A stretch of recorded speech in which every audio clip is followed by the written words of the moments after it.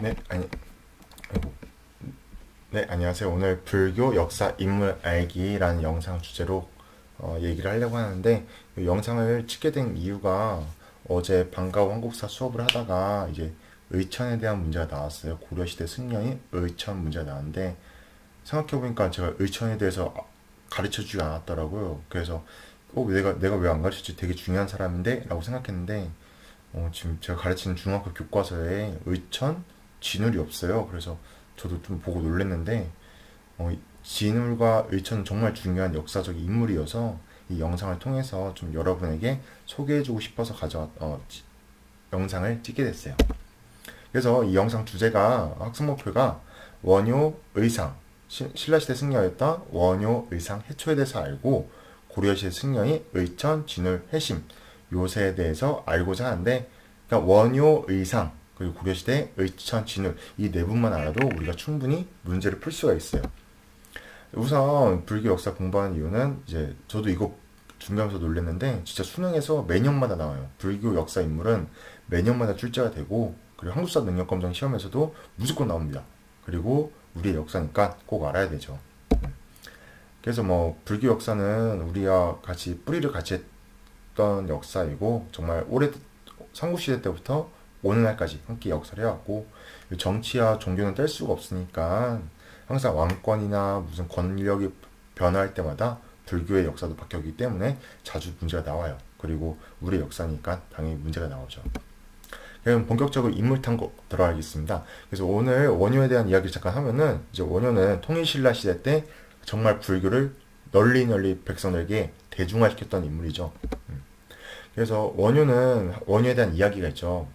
맞아요. 바로 이제 원효대사 해골물 이야기인데 이제 원효대사는 의상대사와 함께 같이 중국 당나라로 가서 내가 불교를 조금 더 공부해야겠다. 왜냐면은 인도에서 전파된 불교가 중국과 우리나라 당시 신라로 전파됐기 때문에 내가 중국에 가서 좀 더 불교를 공부하겠다라고 해서 가고 있었는데 어느 날 새벽에 동굴에서 잠을 자다가 목이 너무 말라서 목이 너무 마르네 하면서 바가지인 줄 알고 물을 마시고 정말 달콤하구나 하고 푹 잤는데 다음 아침에 보니까 이게 해골물이었다 라 그래서 굉장히 놀랬다고 하죠.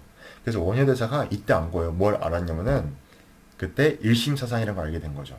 일심사상이라는 것은 모든 것이 오직 한 마음에서 비롯된다. 그래서 이때 내가 해골물을 이게 해골이라는 걸 보기 전에는 정말 달콤했었는데 이 막상 보니까 시각적으로 보니까 해골물이다. 그래서 내 마음이 이게 참 더럽고 역겹구나 라고 생각했는데 이게 보기 전까지만 내 마음 속에는 이게 해골물이란 걸 몰랐을 때는 달콤했다. 이 말은 모든 것은 마음 먹기에 따라 달렸다. 그래서 일심사상이라는 걸 깨우치게 되었습니다. 그래서 당시 일심사상을 강조했었고 그리고 당시에 백성들에게 불교를 정말 대중화시켰어요. 그 이유가 뭐였냐면은 이 나무 아미탑을 관세음보살 맞아요. 불교에서 정말 많이 외우는 그 구절인데 기도문인데 이제 나무 아미타불 관세음보살이 어떤 뜻이냐? 우선 나무 아미타불에게 가자란 뜻이고 나무 아미타불이란 아미타불에게 가자 그리고 관세음보살 얘기를 하는 건데 관세음보살에게도 가자라는 뜻인데 아미타부처는 불교에서 이제 극락 이제 사람이 죽어서 뭐 기독교에서 말하는 천국 같은 곳이죠. 그래서 극락에 가서 천국에 가서 그 극락을 다스리는 이제 아미타 부처고 관세음보살은 이제 현세에 좀 어렵게 사는 중생들 이제 백성들에게 돌봐주면서 이제 그들을 도와주는 신이에요. 그래서 어떻게 보면은 나중에 사람이 죽어서도 극락에서도 잘 살고 현세에서도 저를 돌봐주세요 하는 기도문이에요. 그러니까 그 전까지 백성들이 불교를 잘 모르고 안다 해도 이제 불교라는 것은 경전 중심이었기 때문에 당시의 백성들은 불교를 잘 몰랐어요. 불교란 이제 당시 귀족들만 거의 누리던 종교였는데 이때 원효대사가 백성들한테 그 누구든 나무 아미탑을 관세음보살만 외울 수만 있어도 얘기할 수만 있어도 너는 극락에 갈 수 있다. 현세에서도 잘 살 것이다 라고 전파를 한 거죠. 그러니까 백성들이 정말 급속도로 정말 빠르게 불교를 수용하고 전파가 됐던 거예요. 그래서 당시 원효의 사상, 이 정토 신앙 때문에 나무 아미탑을 관세음보살 때문에 종교 없던 백성들한테도 정말 빨리 퍼지게 되었다. 불교의 대중화를 이룰 수 있었다. 그래서 원효가 정말 통일신라 때 불교를 대중화한 인물이었습니다. 꼭 알아야 돼요. 그래서 원효대사에 대한 문제가 가끔 나오면은 뭐도 나오냐면은 설총이 가끔 나와요.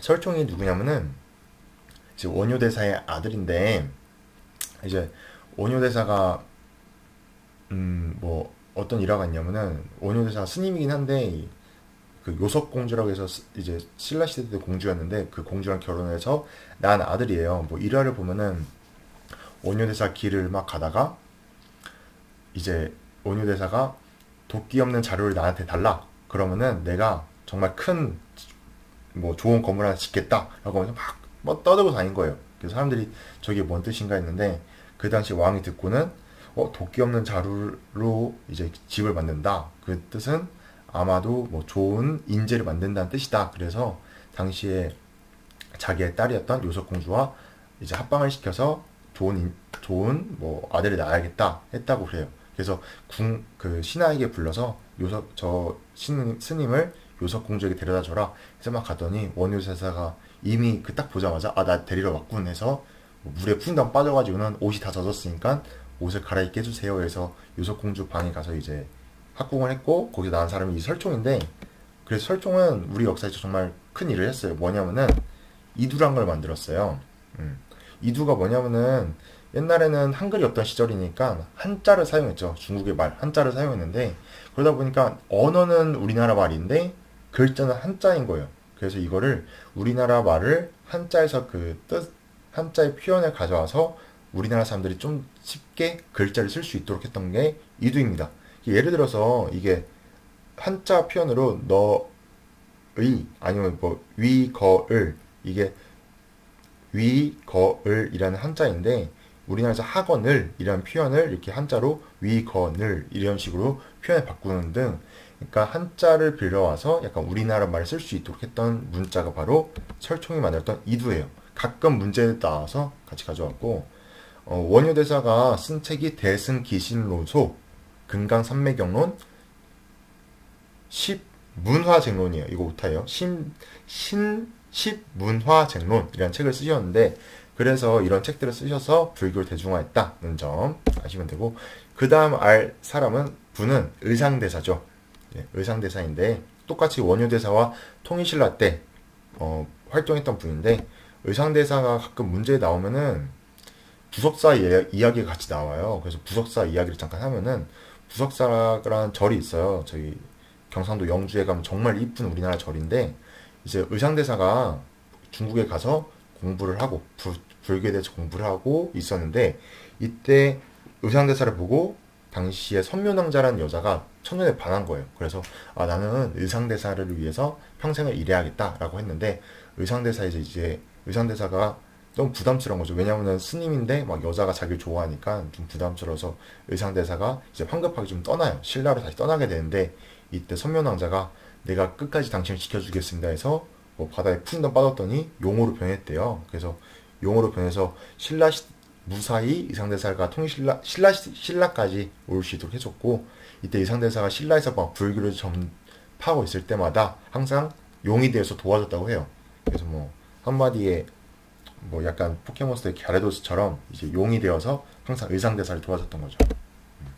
그래서 부석사라는 절을 왜 이제 어떤 이야기가 있냐면은, 의상대사가 이제 이렇게 당시에 절을 짓고자 했는데 그때 도적대들이 의상대사를 막 위협하고 있던 거예요. 그래서 선묘낭자가 용에서 지금 여기 보이는 바위 돌로 변해서는 그 도적들을 물리치고 그 자리에 이제 부석사를 짓게 되는데, 그래서 그 절이 부석사예요. 부가 뜰부자에 석이 돌석자예요. 그냥 돌이 떠다니는 절, 그런 절인데 그런 의미예요. 근데 참고로 이 부석사의 가장 유명한 건물이 무량수전이라는 건물이에요. 그래서 무량수전은 주심포로 됐고 목조 건물인데, 이게 왜 중요하냐면은 우리나라에서 가장 오래된 목조 건축물이에요. 그래서 한국사 능력검정 시험이나 수능에서도 가끔 나오는 문제예요. 그래서 부석사 무량수전 의상과 관련되어 있고, 참고로 뭐 저도 그 기록을 보다 보니까 이 부석사 뒤에 돌이 있는데 이때 선묘원자가 변했던 뭐 돌이었다라는 전설도 있다고 합니다. 자, 의상대사가 정말 중요한 이유는 중국에서 화엄 사상을 공부해서 이제 우리나라에 전파를 시켜요. 신라 시대 때 전파를 시키는데 화엄 사상의 내용이 뭐냐면은 일, 즉, 따, 다, 즉, 일이라는 사상이에요. 이게 무슨 내용이냐면은 하나가 전체요. 전체가 하나다라는 뜻인데 왜 이게 중요하냐? 그 당시는 통일신라 시대였어요. 그러니까 통일신라 내부에는 옛날 고구려 사람, 그리고 백제 사람, 그리고 신라 사람 이렇게 세 민족이 어울려던 시기예요. 그리고 계급적으로 봤을 때도 신라 시대 때는 골품제이기 때문에 진골, 육두품, 그 아래 평민들 계급적으로 나뉘던 시기예요. 그러니까 약간 분열됐던 시기인데 이 시대 때 하나가 곧 전체요. 즉 신라가 너네 고구려 백성이든 뭐 백제 백성이든 그리고 뭐 육두품이든 오두품이든 진골이든 그 각자 하나가 곧 신라이다. 그러니까 우리는 하나이다.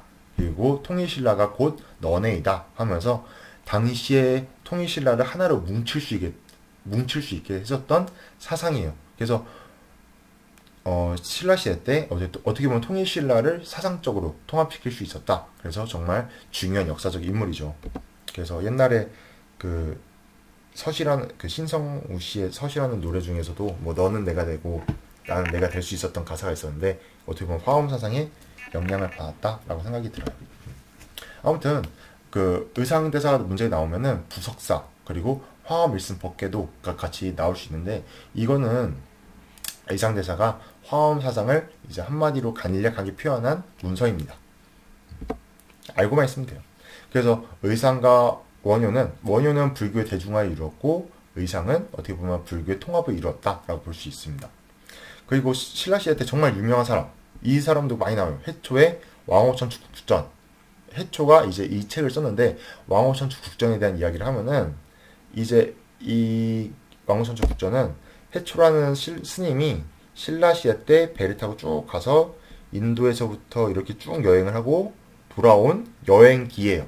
그래서 당시 어떤 나라를 돌아다녔는지 그 나라에 뭐가 있는지를 쫙 쓴 기록인데 이게 약 8세기경 기록이거든요. 근데 이게 왜 중요하냐면은 이때 실크로드에 있었던 국가들에 대한 이야기를 8세기경 있었던 국가들의 역사를 해초 스님의 왕오천축전 이 여행 일지 때문에 알 수 있게 되었어요. 그래서 정말 중요한 책이었고 그래서 해초 스님은 가끔 문제에 나오기도 합니다. 이 왕오천축 국전과 관련해서 일단 여기까지 신라 시대 때 스님에 대해서 마지막 신라 시대 때 마지막 그래서 한번 문제로 보고 정리를 할게요. 한번 풀어볼게요. 이 2018년 수능 문제인데 한번 여러분 풀어봅시다. 한번 자 같이 볼게요. 자 그는 계율을 어기고 설총을 낳아 혹시 다 못 푼 친구는 잠깐 정지 누르고 그럼 풀게요. 그는 계율을 어기고 설총을 낳은 후 속인의 옷을 입고서 스스로 소선거사라고 했다. 자 설총 낳은 사람 아까 누구였죠? 원효예요. 그리고 큰 박을 일단 설총이 힌트가고 첫 번째 힌트 노래를 지어 세상에 퍼뜨렸다. 화엄경의 문구를 따서 무해라 부르고 뭐 그랬다. 여기 보면은 노래하고 춤추며 교화하고 가난한 무지한 사람들까지 모두 부처를 알게 했다. 아까 말했던 나무 아미타불 관세음보살 나무 아미타불을 외우게 되었다. 이것만 외우면 누구든지 극락가고 잘 살게 된다 라고 퍼뜨렸던 불교의 대중화를 이뤘던 인물 바로 원효대사죠. 그래서 이 문제는 원효에 대한 인물이고 원효에 대해서 옳은 것 바로 어디있냐? 여기 있다. 화쟁을 주장하고 아미타 신앙을 전파했다. 아까 봤었던 나무 아미타불을 강조했던 사상. 그래서 이거 화쟁 사상을 주장하고 아미타 신앙을 전파했던 원효에 대한 이야기 3번입니다. 그리고 여기 1번 보기 1번에 중국으로부터 풍수 지리설을 받아들였다. 이 사람 바로 이 사람이죠. 도선대사. 통일신라 말에 활동했던 승려인데 당시에 풍수 지리설을 강조해서 뭐 왕건에게 영향을 줬던 인물이었죠. 그래서 풍수 지리설 도선비기라는 책을 써서 당시 신라 말 풍수 지리설을 유행시켰습니다. 그래서 일단 통일신라까지 통일신라에 있었던 스님들 원효와 의상에 대해서 알아봤습니다.